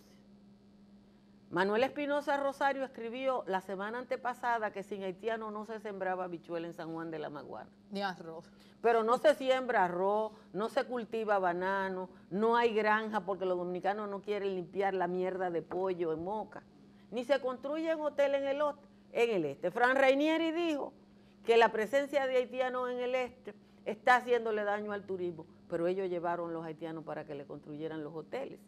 Entonces nosotros tenemos un país que no quiere asumir el problema de la migración con decencia y quiere mantener un discurso que solo existe en los medios de comunicación para provocar, eso sí, un discurso de odio hacia una población migrante. Jairo. Bueno, hay que caer ahí también en la corrupción, porque sabemos que la frontera parece otro país. Cuando vamos a la frontera parece otro país, y cuando regresa uno a la frontera, que viene para la capital, uno se pregunta para qué tantos chequeos militares, cuál es la utilidad de esos chequeos militares, sino más que encarecer posiblemente el peaje de los que trasiegan, de los que... porque los haitianos no vienen por la montaña, eso lo hemos dicho. Entonces, en el caso de Haití y República Dominicana y este conflicto histórico, creo que a veces hemos pregonado o predicado un poco el nacionalismo en calzoncillo, porque aquellos que tienen un poquito de luz en el cerebro, que tienen más luz en el cerebro respecto a este tema, creo que se aprovechan también de esa carga de ignorancia histórica que hay en nuestro país, y a aquellos que pueden y tienen la posibilidad de manejar los medios, y tienen la posibilidad de opinar, y de que les pongan un micrófono delante y se les publique una nota de prensa, pues tienen esa capacidad de influir. Pero creo que el tema de Haití, como dice Altagracia, no ha sucedido nada fuera de lo común, fuera de lo normal, en términos formales. Sí, como dominicano, como persona que lee un poco sobre este tema, creo que una de las aberraciones más bochornosas es la propuesta de construir un muro, por ejemplo, en la frontera, un muro de concreto, que supongo que se van a beneficiar los que ganen el concurso para construir el muro. Creo que si como Estado miráramos un poquito más a la frontera y la desarrolláramos en el sentido amplio de la palabra, en todo el sentido amplio de la palabra, pues posiblemente no tuviéramos este problema migratorio, con lo que también hay que combinarlo con la fortaleza institucional. Señores, recordemos que en migración hubo un dirigente del partido de Mincho y no hizo nada tampoco. No, y la dirección de frontera Felipe. también. Sí, Felipe, Bueno, Neri Cipriano. mire, a mí me parece que el problema de fondo de los conflictos que se suscitan entre República Dominicana o entre dominicanos y haitianos, porque no es ni siquiera un problema de Estado a Estado, ni se puede, estoy de acuerdo que no se puede reducir los problemas a nacionalismo, y el verdadero nacionalismo se expresó en este país contra los españoles en el año 1863-65 y se expresó contra los norteamericanos aquí en 1916 y 1965. Ese fue el verdadero nacionalismo en el que había que poner el pecho. Eso no se reduce así. Ahora, lo que nosotros tenemos que tener conciencia es de algunos aspectos. Señores, en Haití, lamentablemente, después de la dictadura de los Duvalier, no ha habido estabilidad ni de cementerio. La de Duvalier, la dinastía de los Duvalier, era una estabilidad de cementerios, de cárceles, de desterrados, pero había un cierto orden impuesto allí. Después que eso se destronó, ha sido una anarquía política que se combina con un empeoramiento de las condiciones de vida de la gente. Antes los haitianos huían principalmente en forma masiva, perseguidos políticamente, y el país, y República Dominicana, los recibía como debía recibirlo. Luego había una gran masa de trabajadores, pero que estaba bastante regulado su entrada y su salida al país, mientras eran braceros de la caña, eran picadores de caña. Bueno, cuando ya se dispersaron hacia otras ramas productivas del país, como fue primero el café, después, bueno, hasta que terminen la construcción, y ya están entonces en los vendedores ambulantes. No hay que ir a Gascue aquí de noche. Vayan a las 7, 8 de la noche a Gascue, caminen algunas de esas calles y ustedes verán que hay cientos de mujeres y de jóvenes vendiendo todo tipo de cosas. Salieron de las áreas normales. Ahora bien, ¿qué es lo que pasa?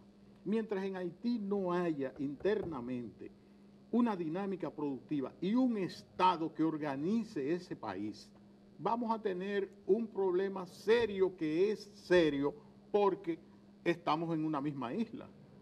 Entonces, la suerte de la solución de los problemas entre dominicanos y haitianos no la va a aportar ningún pacto, ni migratorio ni de refugiados, ni la va a aportar la emergencia de un discurso nacionalista o un discurso de solidaridad con la tragedia haitiana. No la va a aportar eso.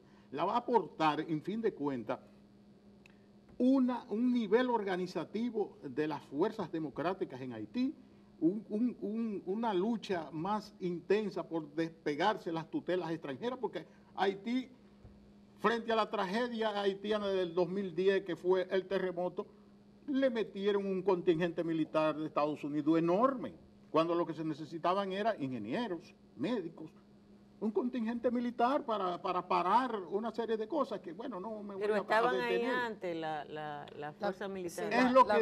Es lo que estoy diciendo, que hasta que Haití no pueda organizar un Estado capaz de darse un orden, de organizar su producción, de darle servicio a su población, porque ¿cómo es posible que un país exista donde cuando una mujer está en estado de preñez tenga que salir corriendo por las montañas para otro país que tiene problemas también serios de salud y de cobertura a parir? Es cierto. Entonces, cuando tú tienes esas condiciones, ¿qué se puede esperar? Se puede esperar que la gente acuda a cualquier cosa para dar solución, porque la gente sobrevive. A ustedes no les extraña, porque a mí me extraña. que en esta misma semana una yola zozobró, salió de las costas de Sabana de la Mar con 11 personas para Puerto Rico. La mitad murió, hay otros desaparecidos y otros sobrevivieron. Pero es a Puerto Rico que cogen, 1 año y meses después que Puerto Rico se destruye y que la gente salió casi por 1 millón de Puerto Rico. Es que la gente, y fíjense que dentro de las personas que murieron había una artista de la Romana. Una cantante de la Romana. Entonces yo te digo, la gente no la va a detener nadie a buscar medios cuando ve una perspectiva que se le niegue en su propio territorio. Entonces, aquí necesitamos, para terminar con el tema, en esta isla necesitamos un gobierno democrático estable, sin corrupción en Haití, y un gobierno democrático estable, sin corrupción en República Dominicana, que armonice las relaciones entre estos dos pueblos, que tanto apoyo se han dado históricamente. No son enemigos, ni lo serán nunca. Aquí las cúpulas empresariales se entienden muy bien con las haitianas y organizan los oligopolios, y organizan la construcción y organizan todo. Falta que los pueblos se den los gobiernos que merecen y tengan una relación de armonía y de colaboración en esta isla tan hermosa. Bueno, vamos a ver a Mariela, ¿cuál es su visión de Haití? La gente que quizás nos esté viendo nos escuchará hablar del tema haitiano porque cada uno se ha formado su opinión sobre Haití. Sí. Me preocupa a mí que muchos dominicanos no saben nada de Haití. Es un país que está en nuestro territorio y por eso es que muchas personas se dejan convencer de todo lo que ahora hay en las redes sociales. Cuando Haití tuvo las 300 protestas, porque Haití este año ha estado muy convulso, andaba en las redes sociales una fotografía de helicópteros estadounidenses en el aeropuerto de Puerto Príncipe. Y andaba una nota de voz diciendo que Estados Unidos estaba en Puerto Príncipe porque la situación estaba tan tensa que tuvieron que ir a intervenir. Esa fotografía era del terremoto del año 2010. Esa fotografía la difundió una persona conocida del país, un político, y estaba diciendo, miren cómo está. Lo publicó una persona que tiene crédito y la gente ya le estaba creyendo. La gente se deja convencer mucho del tema haitiano porque desconoce lo que pasa en Haití. Al dominicano no le interesa ni ir a la frontera, a un mercado binacional, a ver cómo es que se da ese intercambio 2 veces a la semana en Dajabón, en Jimaní, en Pedernales. Bueno, hay un tema de inseguridad. Ir a Haití, para usted ir, tiene que programarse, porque es una zona que no tiene autoridades que puedan defender la integridad física. Pero por lo menos lea, procure entender la realidad haitiana. Haití tiene un problema político pero muy profundo, que hasta hay pedidos de que el presidente dimita. Dominicana no tiene un embajador haitiano desde hace más de 1 año, si no me equivoco. Hubo cambios recientes en la embajada haitiana. Hasta que nuestro país no tenga un sistema fuerte también en la frontera, que no sea corrupto, vamos a seguir teniendo la migración descontrolada. El ministro de Defensa tiene un discurso escrito, yo creo que él lo tiene escrito y se lo ha aprendido. La frontera está controlada. Todos los ministros. Bueno, pero este tiene como un discurso que yo le he leído en varias notas. El jefe del ejército dijo ayer. Y es lo mismo que dice. El jefe del ejército dijo ayer, lo vi aquí en los noticiarios, que va a enviar 600 soldados sí, más. Otros más. Sí, y que el tema del contrabando está quedando en el pasado. Eso no es verdad, eso miren, no es verdad. Miren, yo con las declaraciones de los militares, que a la gente le encanta oírlo, siempre invoco el sentido común y digo, cuando mandan 600 soldados a un lugar, hay que mandar 600 camas, porque duermen. Claro. Entonces, imagínense 600 camas distribuidas entre los puestos del ejército que hay ahí, y que hace 2 o 3 semanas, cuando el nacionalismo estaba, dijeron que eran 7,000, y ponga 7,000 camas en los mismos lugares. Y en cambio, hay zonas donde uno no encuentra ningún militar, y si aparece uno, está desprotegido, no tiene equipos, y dicen, no puedo defenderte porque me van a hacer daño. Es que los militares necesitan muchas cosas para defenderse ahí, porque no es verdad que existe una agresión ni una amenaza, eso es ficticio, eso es nada más algunos medios que lo han creado. Bueno, señores, vamos a seguir con este programa. En la ronda que viene, después de un reportaje y una pausa, Vamos a tratar los temas internacionales, los más Sí. destacados, Sí. temas internacionales, pero hay un reportaje que lo hizo Arely Ceballos sobre el tema de China, las relaciones con China. Después de ese reportaje y la pausa, volvemos aquí a hablar de los temas internacionales.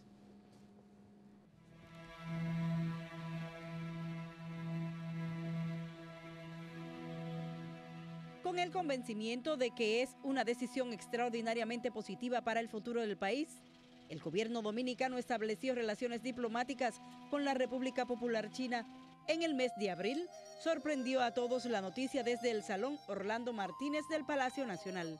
Para concretizar las relaciones viajaron a Beijing el canciller de la República Miguel Vargas Maldonado y el ministro administrativo de la presidencia José Ramón Peralta. Allí firmaron un comunicado conjunto.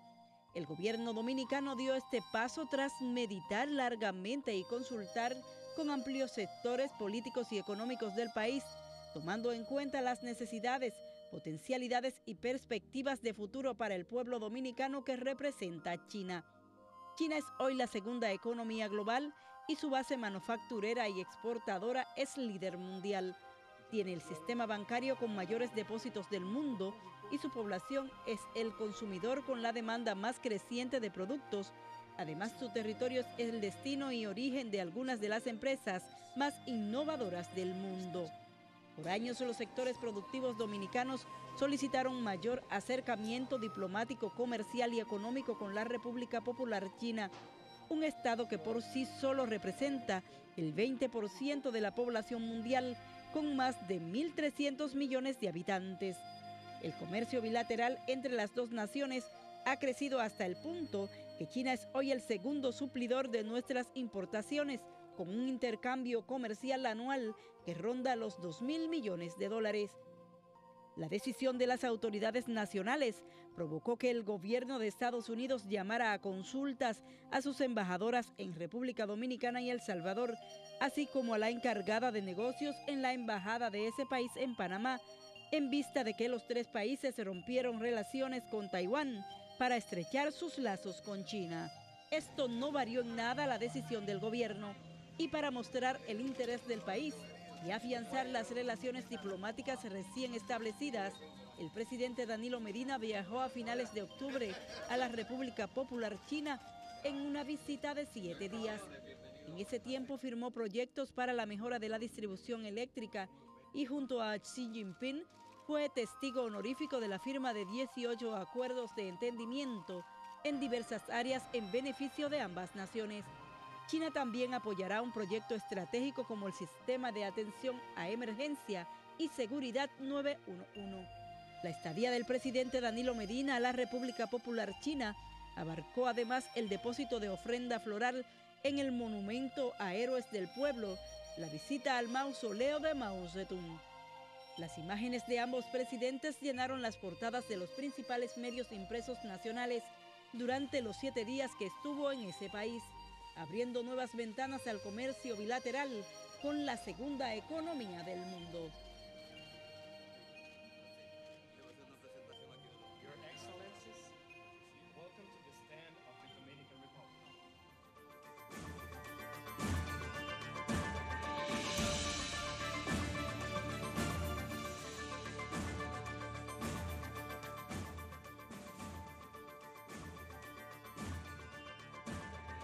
Bueno, en esta pausa vamos a pasar revista a los principales acontecimientos internacionales, que son muchos.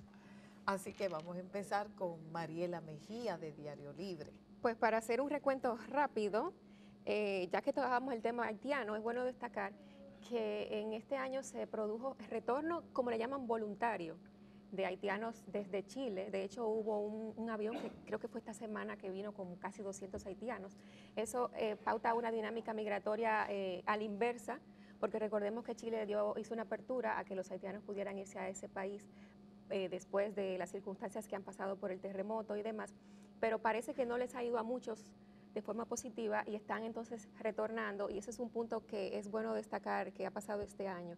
Otro tema muy pero muy relevante ha sido cómo la derecha ha estado triunfando en América Latina. En Brasil hay un presidente que ha sorprendido como ganó Trump, ha sorprendido como Bolsonaro ha ganado en Brasil, tomará posesión en enero próximo y hay una expectativa bien fuerte de cómo este señor va a gobernar un país que ha estado sumergido en muchos problemas de corrupción.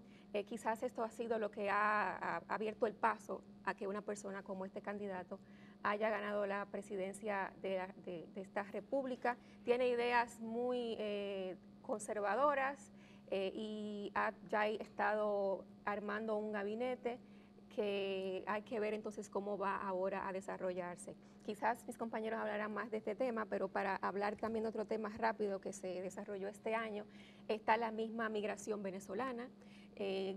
Casi 3 millones de venezolanos se estima que han salido de ese país desde el año 2014 a otras tierras. Dominicana ha sido un puerto de llegada, aunque Dominicana ha dejado de ser un destino un tanto seleccionado por los venezolanos por las trabas migratorias. Es difícil para un inmigrante venezolano regularizarse aquí y hemos visto este año cómo algunos han decidido retornar a Venezuela o elegir otro destino. Bueno, y que necesitan venir en avión, porque También. por ejemplo Colombia ha recibido a más de 1 millón de venezolanos. Perú también ha sido otro destino que ha sido elegido por los venezolanos, pero la expansión migratoria de estos nacionales hacia otros territorios quizás continúe en el año 2019 hasta que el panorama político cambie en la Venezuela de Nicolás Maduro.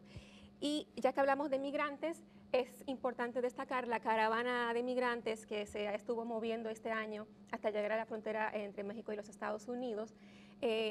Inclusive hubo un grupo que hasta llegó a pedir dinero para devolverse a su país.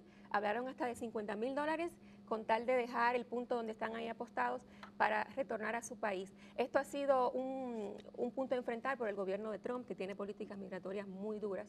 Y entonces esta caravana de inmigrantes que de repente ha llegado a un país que no ha sido acogido por la gente de Tijuana, que es uno de los pueblos de México donde ha llegado, ha generado una inestabilidad en la zona y ha sido también un punto importante que se desarrolló en este año 2018. Los muchachos quizás tienen más puntos también internacionales. Sí, hay más puntos. El muchachito Felipe. Deja tu anarquía, que hay poco tiempo.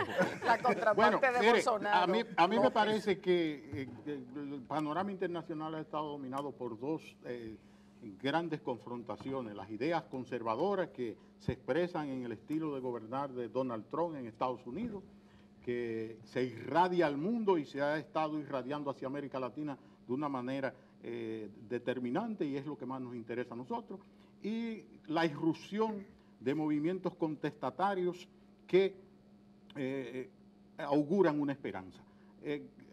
Sobre lo primero, bueno, pues los resultados son netos. La elección en Colombia de un presidente que expresa el ala más conservadora de la sociedad colombiana y un atisbo, bueno, es un uribista, de manera que un atisbo casi de fascismo.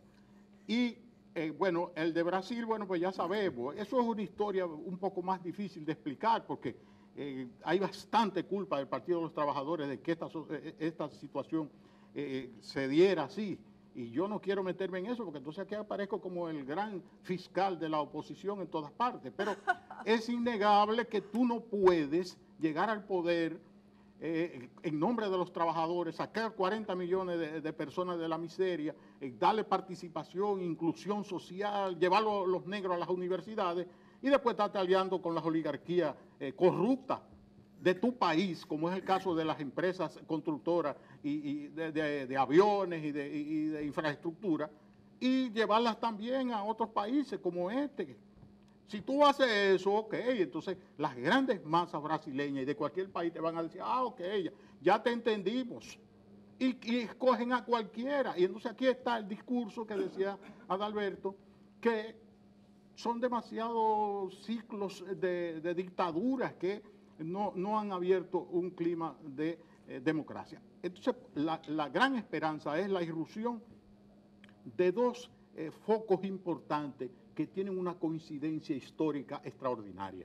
Me refiero a Francia con los chalecos amarillos, que tienen un cuestionamiento a fondo a las políticas neoliberales que encamina el proyecto de Emmanuel Macron y que han remecido las calles de París y las principales ciudades de Francia, eso en el continente europeo y en México, donde por fin una esperanza democrática que encarna Andrés Manuel López Obrador, bueno, se convirtió en gobierno, desafiando la nomenclatura de los partidos ahí que siempre le impidieron el paso y dando una nueva demostración de que se puede ser un presidente austero. Yo no lo estoy jugando como presidente porque acaba de llegar.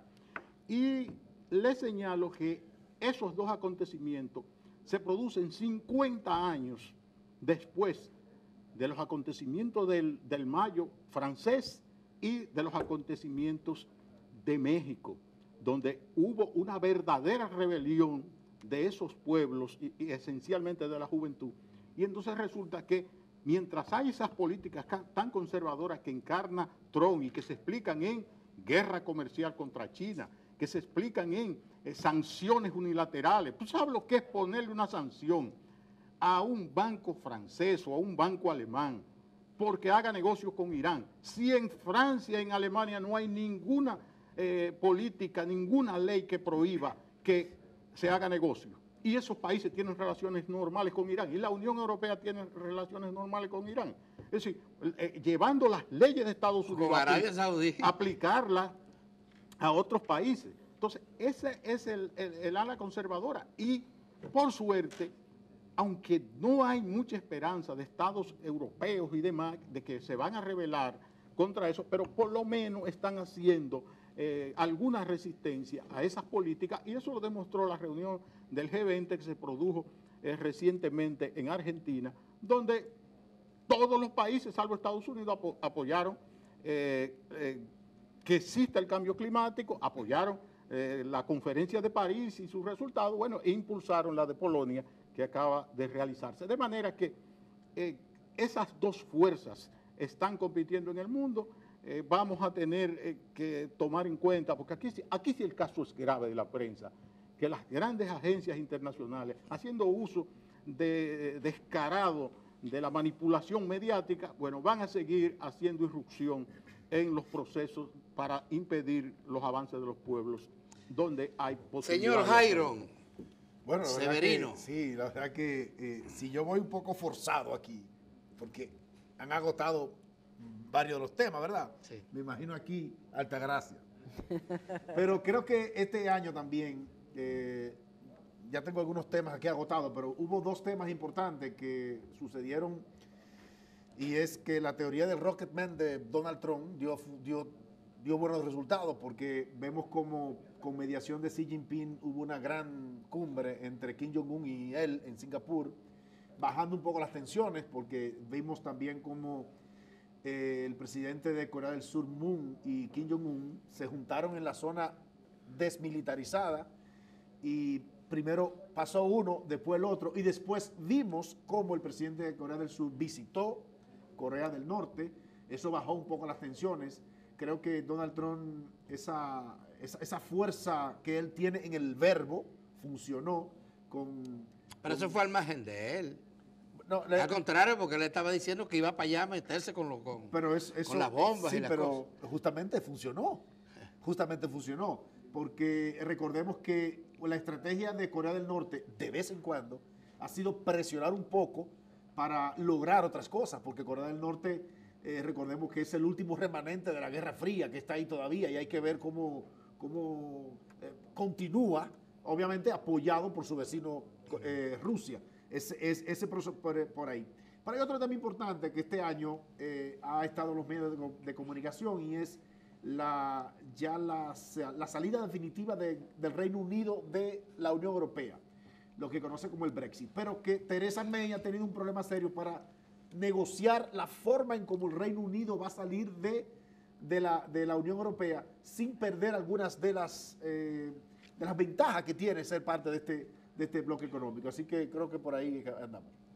Sí, Altagracia. Yo creo que hay un fenómeno curioso en el mundo, y es esa oleada conservadora que se expresa en las elecciones de Luque y Bolsonaro en América Latina, aunque Colombia nunca ha tenido una persona liberal en el poder. Colombia es probablemente el país más conservador de América Latina, la llegada del presidente López Obrador definitivamente va a cambiar no solo a México, sino las relaciones de México con Estados Unidos. Pero pienso que en el mundo están pasando muchas cosas al mismo tiempo. Está este fenómeno de la migración a nivel mundial que está obligando a estos pactos y a estos acuerdos. Y yo creo que lo del Brexit es uno de los elementos, o de los conflictos generados por el Brexit, son uno de los elementos más significativos, porque esta oleada conservadora, nacionalista, que fue parte del fenómeno Trump, que fue lo que provocó que a alguien se le ocurriera separar al Reino Unido de Europa, está teniendo su consecuencia en lo que está pagando Theresa May ahora.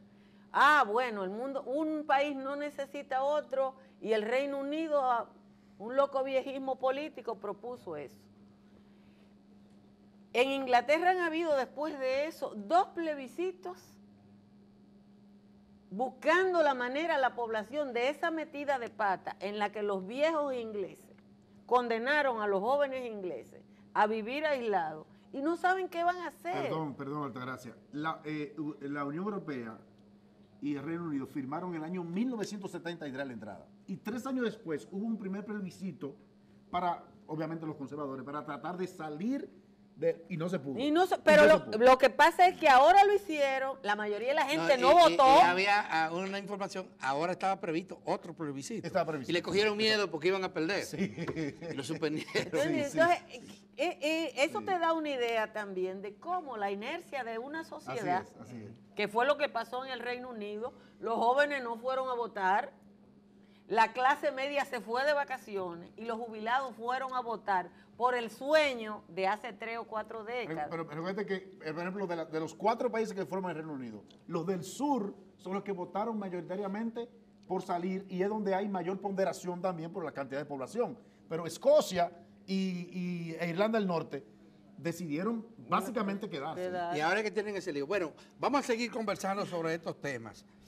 Miren, ustedes mencionaron, uno de ustedes mencionó el acontecimiento de México, en medio de una oleada de conservadurismo, de auge del conservadurismo en el mundo, en todas las regiones, en Europa, en América Latina, en Estados Unidos, pues se produce el ascenso al poder de un partido de izquierda democrática o izquierda moderada, encabezado por López Obrador.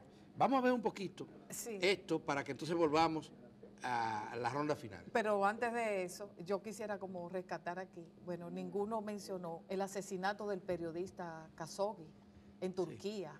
Tenemos oportunidad de verlo cuando vengamos ahora. Pero, y la reacción del mundo ante este horrible acontecimiento. Ya Estados Unidos perdonó a Arabia. Sí.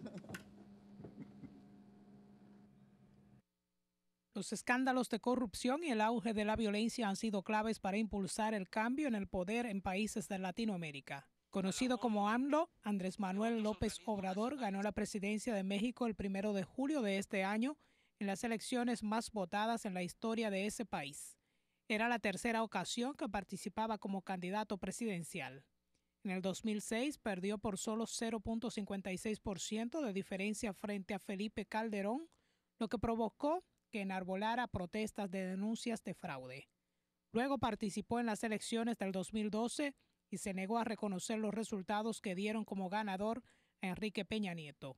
A partir de esas elecciones fundó el Movimiento de Regeneración Nacional Morena y logró ganar con el 53% de los votos, sobre todo porque el candidato de izquierda logró capitalizar el descontento que existía por el auge de la violencia y la corrupción en México. López Obrador, oriundo del estado de Tabasco, en la región petrolera del Golfo de México, inició su vida política como militante del Partido Revolucionario Institucional PRI, del que fue presidente estatal en los años 80. Luego pasó a formar parte del Partido de la Revolución Democrática PRD de izquierda. En el año 2000 ganó las votaciones para la jefatura de gobierno de la Ciudad de México, donde tuvo una gestión exitosa que lo catapultó a la presidencia. El nuevo presidente de México juró el 1 de este mes con un discurso orientado a acabar con la corrupción y lograr cambios profundos en la sociedad que se vio sacudida por el auge de la violencia a todos los niveles en el gobierno de Enrique Peña Nieto. Brasil, país donde se originaron los principales escándalos de corrupción como Lava Jato, Odebrecht y Petrobras, fue objeto de la destitución de la presidenta Dilma Rousseff en el 2016 y luego del encarcelamiento del exmandatario Luis Ignacio Lula da Silva, ganó el poder en segunda vuelta el ultraderechista Jair Bolsonaro, candidato por el Partido Social Liberal. Bolsonaro, un ex capitán del ejército, se enfrentó en primera vuelta al progresista Fernando Haddad, luego de que el Tribunal Superior Electoral negó al Partido de los Trabajadores llevar como candidato a Lula da Silva porque había sido condenado a 12 años de cárcel en segunda instancia. A partir de ese momento, Bolsonaro, caracterizado por sus discursos incitadores contra los derechos de las mujeres, la homosexualidad, el apoyo a la libre venta de armas y su admiración por la dictadura, resultó electo en segunda vuelta electoral con 55.54% de los votos y es el primer militar que llega al poder en unas elecciones desde 1945.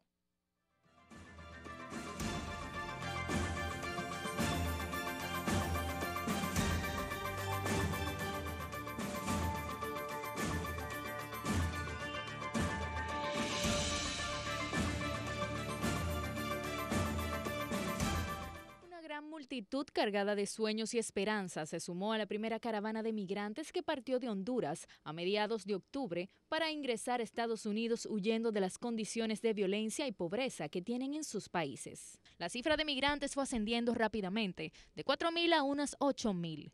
Miles de migrantes de la caravana se dispersaron ante las dificultades para lograr el asilo en Estados Unidos. Otros grupos continúan intentando cruzar la valla fronteriza, arriesgándose a una detención casi segura por las autoridades, mientras que algunos más se mantienen albergados en refugios temporales en Tijuana. Según datos del Instituto Nacional de Migración, desde noviembre de este año, unos 9.471 migrantes provenientes de Centroamérica ingresaron al territorio mexicano con el fin de llegar a Estados Unidos. Ante la situación y rechazo del movimiento migrante, el gobierno de Estados Unidos ordenó el despliegue de hasta 15.000 militares en la frontera de su país con México para frenar la caravana. Donald Trump autorizó a las tropas a utilizar la fuerza letal si fuese necesario.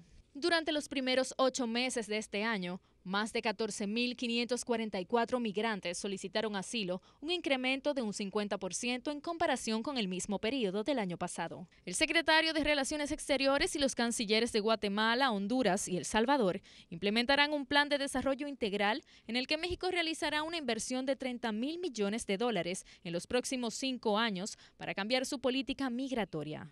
Mientras los países centroamericanos buscan posibles soluciones a largo plazo, el gobierno de Estados Unidos se mantiene firme ante la construcción de un muro para bloquear la entrada de miles de personas que buscan un sueño más allá de la frontera.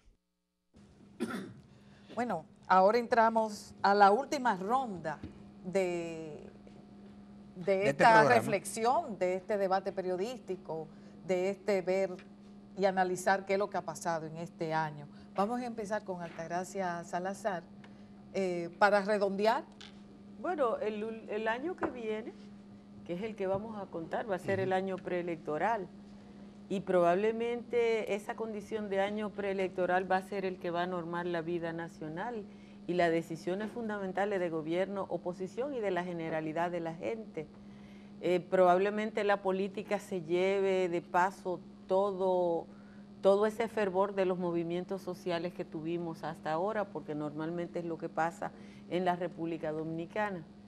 Y quizás lo único que puede ser significativo para cambiar esa perspectiva que va a estar asignada por el año electoral, porque estamos a un año de las elecciones municipales, va a ser la cuestión económica, Jairo. Así es. La cuestión económica, el nivel de endeudamiento, el hecho de que el gobierno dominicano para el año que viene va a tomar prestado para pagar préstamos, probablemente eso sea lo que marque, contrario a este año, que el interés de reelección nos marcó a todos, la necesidad de coger prestado para pagar va a determinar el año que viene incluso la propia posibilidad de una reelección.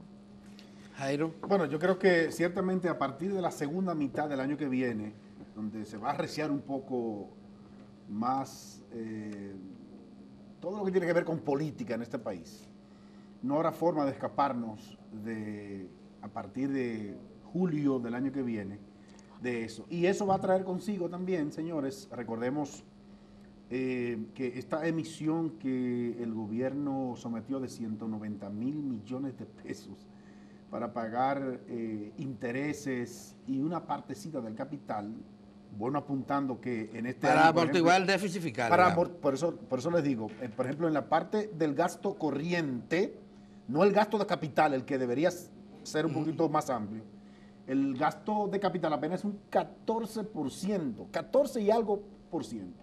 Que es el que es inversión. Que es el que es inversión. Y hay que ver qué parte de ese capital, de esa inversión de capital, viene vía, como quiera,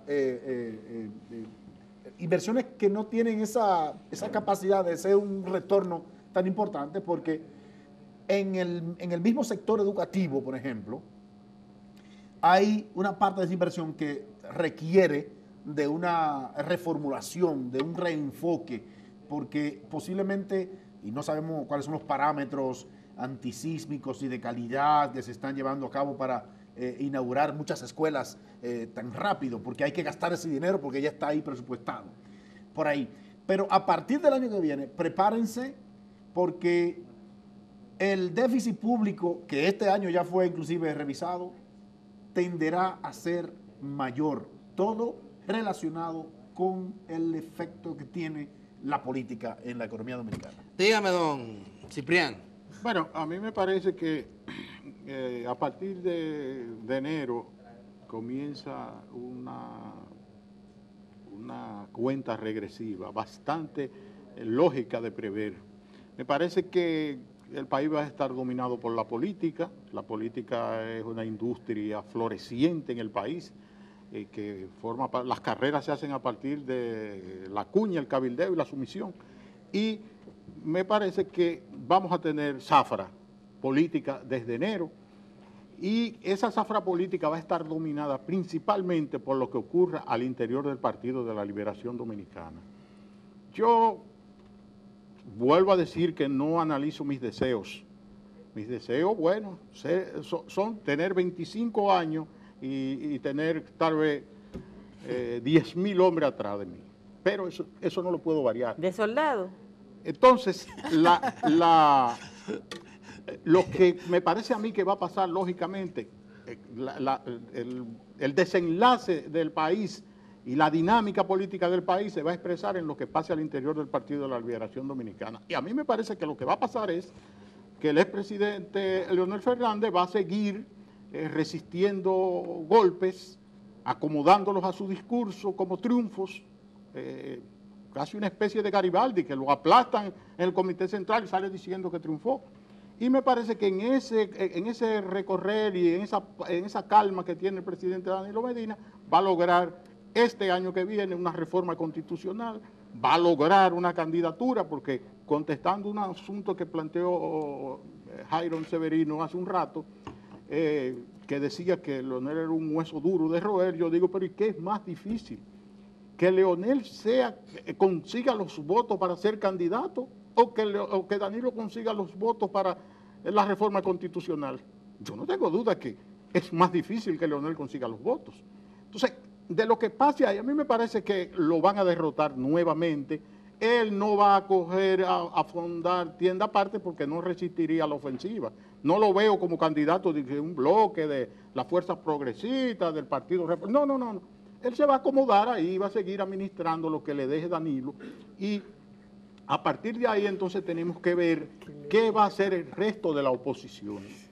Yo digo eso ahora aquí, que va a quedar grabado, como dije en octubre, el 6 de octubre de 2017, que la agenda de Danilo era buscar la República. Zafa, Felipe Neri. No, y yo cerraría todo de que el año que viene cuídese de las noticias falsas, porque de verdad que se espera que van a haber muchas con un año preelectoral que va a ser bien reñido. Hay un seminario auspiciado por la Comisión Interamericana de Derechos Humanos sobre eso de la noticia falsa. Señores, De esta manera vamos a llegar al final del programa. Mariela Mejía, del Diario Libre, mil gracias. Ha sido una revelación. Fíjense lo ponderada de esta muchacha, lo capaz Así es. que es. El relevo generacional, Adalberto. Necesario. Necesario. Gracias. Es un privilegio de compartir contigo esta mañana. Felipe Ciprián, del Listín Diario, Altagracia Salazar, de Teleantillas, y Jairo Severino. De Sin Maquillaje. Sin Maquillaje, sí hay que decirlo, de Sin Maquillaje, que es un programa de televisión. Está maquillada ahora. Una Por revelación, una revelación por periodística YouTube. del año. ¿Cómo es posible que los periodistas nos independicemos y tengamos nuestro propio canal? Sí, ya ella es propietaria, ya ustedes lo saben. Con más de 20,000 seguidores. Y a ustedes, mil gracias por habernos prestado su atención de acompañarnos. Y mañana recuérdense que tenemos otro programa para pasar balance. Mañana será a los temas políticos, solo a los temas políticos. Tendremos otro panel con expertos en la materia y 2 distinguidos periodistas, también expertos en política, Juan Bolívar Díaz y Rafael Toribio, nuestro compañero Rafael Toribio. Mil gracias y será hasta mañana.